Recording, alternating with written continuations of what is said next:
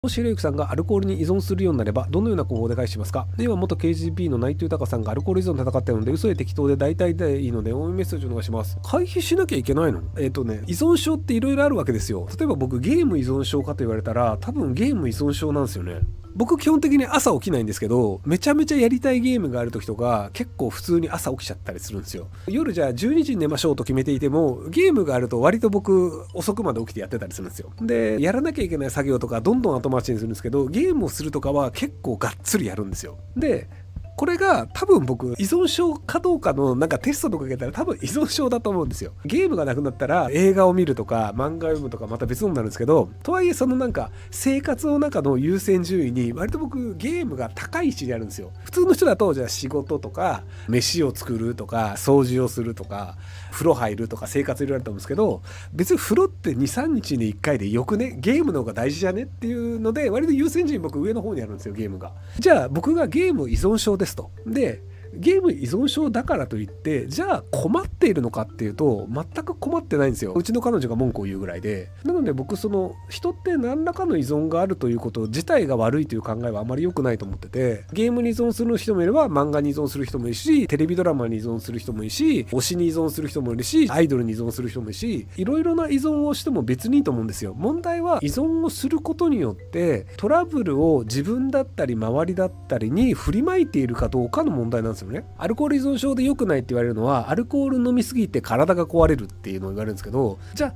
体壊れないようにアルコール飲めてるんだったらそれでよくねっていう話なんですよね。例えばそのタバコとかもタバコの害が出るのって3、40年後なんですよ、吸い始めてから。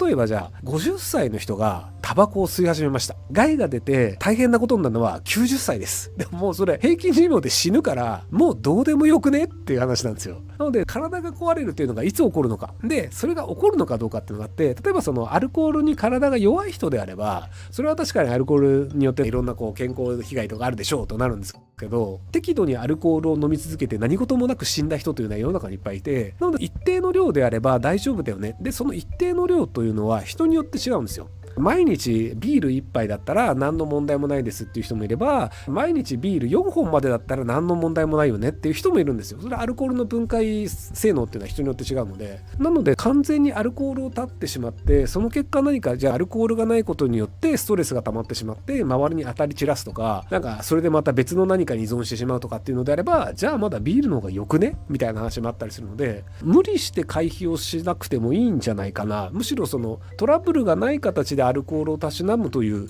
生き方もあるんじゃないかなというふうに僕は思うんですけども、はい、お笑い芸人の大悟さんが多分アルコール依存なんですよね。毎日のようにビール4本ぐらい飲むとかでなんかテレビの番組かなんかで文字を書くみたいなところで指震えちゃって文字書けなかったらしいですよね。千鳥の大悟さんで、あの人多分アルコール依存だと思うんですけど、でもあの人別に面白いじゃないですか、アルコール依存だったとしても。でもアルコール依存の面白いし、別に文字を書かなかったら何の問題もないっていうのなので、別に困ってんのかって言えば別にいいんじゃないの。千鳥の大悟さんもアルコール依存だと思うんですけど、メンタリストの大悟さんもアルコール率だいぶ高いと思うんですよね。たまたま遊びに行った時に飲んでただけで本当に毎日のプライベートで飲んでるか分かんないですけど、まあ割とお酒好きじゃないですか、メンタリスト大悟さんも。だからそういう意味でいくと、でもメンタリスト大悟さん運動もすごいしてて健康的な生活をしてるので、毎日のようにアルコールを飲んでたとしても別に健康度合いで言ったら僕より全然健康だと思うんですよね。あの人毎日1時間以上運動したりしてるので。なのでそこら辺のそのなんか健康なのかどうかっていうところが大事で、依存かどうかというのはそこまで重要ではないのではないかなというふうに思うんですけど、ウィッシュの人が何の依存があるのか僕は知らないです。はい、40代主婦です。家の主人は私と出会う前からお酒飲みすぎで入院したりしてました。体調悪い日や性格が荒く一晩無視されたりイライラしています。病院では心療内科にと勧められても固くなとがんとしていかず、このままアルコール依存が進行したら不安です。もうアル中だと思いますよ。お酒のコントロールができないみたいです。低酒関白であまりこのまま暮らしていけるか不安です。ひろゆきさんが私の立場ならどうしますか？もうアルコール中毒なんで、基本アルコール中毒って治らないんですよ。アルコールを断つことでアルコール中毒の症状が起こらないという寛解という状態にはなるんですけど、酒飲んだらすぐ元に戻っちゃうので、もうアル中だよねっていうのをまず周りから認めてください。多分本人は固くなり認めないと思うんですけど、酒を飲んで体調が悪くなってるで、それで周りに当たるだったりとか、酒を飲んで体調が悪いっていうのが分かっていながら酒を飲むとか、ある種異常行動なんですけど、アル中の人たちってそれ普通だと思っちゃってるんですよね。なのでそのアル中外来みたいなところに一回ちょっと行ってみて、客観的にもうアル中ですよっていうのをまず確定して、周りの家族もこの人アル中だよねっていうのを認識した上で本人に認めてもらうっていう。本人も認めづらいとは思うのでなかなか認めないんですけど、少なくとも本人が認めないとアル中治せないので、治すというか寛解に向かえないので、アル中であるという形で対処し始めた方がいいんじゃないかなと思います。でそれで治らないんだったらもう離婚するしかないよねっていう話も本人にしてみた方がいいんじゃないかなと思います。彼女の酒癖がひどいです。病院でうつ病の薬なども処方されたらしいのですが全く改善しません。付き合いがあるので酒を一切飲まないというのも難しいです。どうしたら良いでしょうか。無理です。何度も質問しているので詳しい回答をお願いしたいです。無理です。アル中って病気なんですよ。で病気のアル中の人は一生治りません。ごくたまに寛解する人はいるんですよ。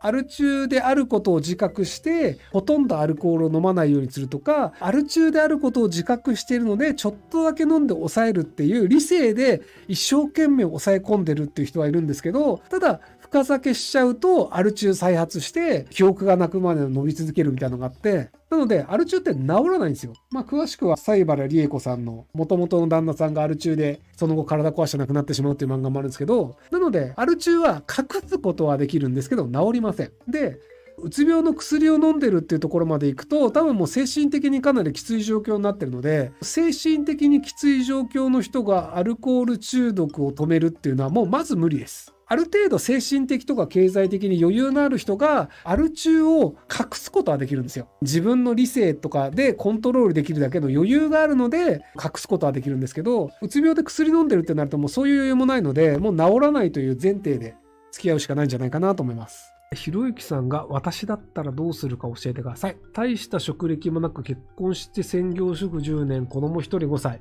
配偶者がアルコール依存症です。ハードめです。家族や AA などあれですね、アルコール依存症の会ですね。できることは全部やりましたが彼は回復せず、突然音信不通の行方不明になって5日後に帰ってきたり、たまに暴れたりもあります。彼は資産家で生活は裕福ですし、子供も可愛がってくれますが心が休まりません。離婚するのも不満、子供はしんどい。どう活路を見出しますか。あなたに必要なのはお金です。なので、あなたが死ぬまで、90歳ぐらいと、子供がきちんと大学を卒業するぐらい、22歳ぐらいまでの生活費と学費っていうのを、きちんとあなたの名義で抑えるっていうのを努力してください。アル中は治りません。たまにアル中を寛解する人もいるんですよ。なので、たまに治った人がいるからアル中は治るんだって思う場合があるんですけど、治らないアル中のが多いんですよ。なので、もうアル中は治らないものであると。で、じゃあなぜ不安なのかっていうと、自分の生活と子供の生活が維持できない可能性があるからなんですよね。なので、旦那さんの資産っていうのをこっそり現金抜くとか、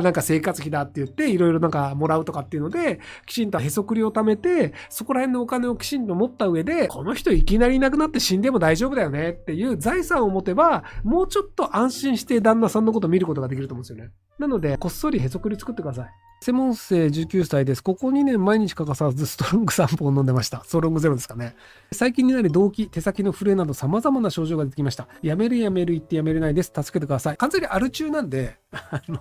別にストロングゼロの問題とかではなく、アルコールの問題なんですよね。なので、アルコール外来とかに行った方がいいと思います。アルコール中毒であるという病気なので、人に相談をするとか、自分の意思で治せるとか思わない方がいいです。アル中を自分の意思で治せる人はアル中にはなりません。なので、ダイエットするって言ってるやつって大体ダイエット失敗するんですよ。ダイエットしなきゃって言ってる時点でもう太ってるわけじゃないですか。で、太ってるからダイエットしなきゃいけないと思って口に出すんですけど、もう本当に太ってやべえ痩せたいと思った人ってもう痩せるための行動をするんですよ。でももう痩せてダイエットするって言ってる時点であなたの意思ではダイエットはできませんよっていうことなので、なんでそこら辺はもう自分はそういうことができないっていうのをちゃんと自覚して、できない上でどうやって対処するかっていうのをした方がいいと思います。僕の知り合いのデブの人とかは油分を吸収できなくする薬を飲むとかで痩せるんですよね。食べ物大好きです。痩せたいです。運動もしたくないです。で、そうすると普通に暮らして痩せるの不可能だよねと。じゃあも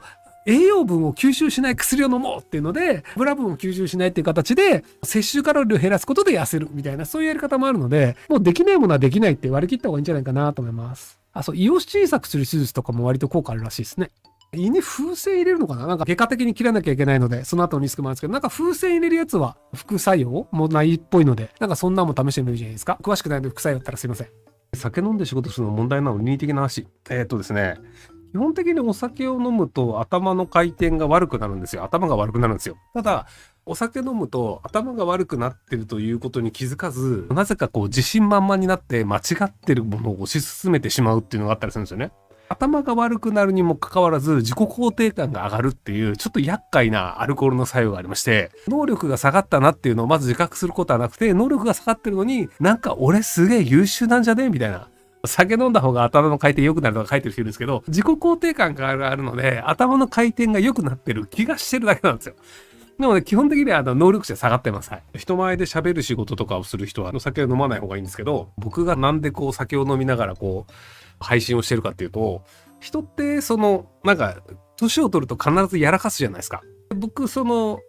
き放題やったとしても多分やらかさないというか、なんかやらかすことにならないんじゃないかという仮説があって、で、お酒を飲むとそれが余計にやらかす可能性上がるじゃないですか。やらかす確率を上げた状態でやらかすのかどうかっていう自分自身を確認したいっていう。手の震えが収まってタイピングがしやすくなるとかも完全にアル中ですね。アルコール中毒っていう症状になってる人の場合は、アルコールを飲むことによって手の震えだったりとか、アルコール飲みたいっていうので、頭の中の6割ぐらいがもうアルコール飲みたい、アルコール飲みたい、頭痛い、二日酔いみたいな状態なんですけど、アルコールを飲むとそこがなくなるので、アル中の人はアルコールを飲んだ方が能力値が多少上がるっていうのはあるみたいですけど、もうそれ病気の人なので、その場合アルコールを飲んだら能力値が上がるとかじゃなくて、もう先に病気の人がいてます。コメントで緑蹴ったやんって書いてあるんですけど、緑さんを蹴るぐらいは僕の中で多分やってもいいことだと思ってるってことだと思うんですよね。確か市民の人すいません。ご視聴ありがとうございます。今回の動画はこちらからの切り抜きになります。